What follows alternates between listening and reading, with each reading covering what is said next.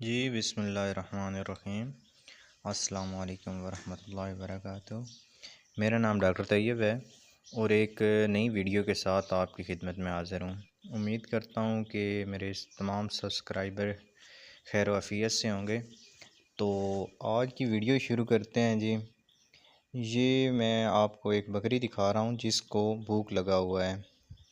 तो इसमें इस बकरी को कोई बीमारी वगैरह नहीं है, ये सिर्फ मौसम के हिसाब से इसको भूख लगी हुई है।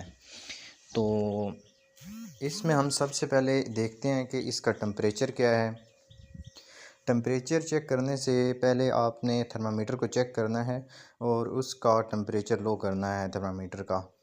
उसके बाद आपने जानवर में थर्मामीटर लगाना है और टेम्परेचर चेक करना है कि आया का टेम्परेचर कितना है जानवर को, यानी बुखार है या नहीं है।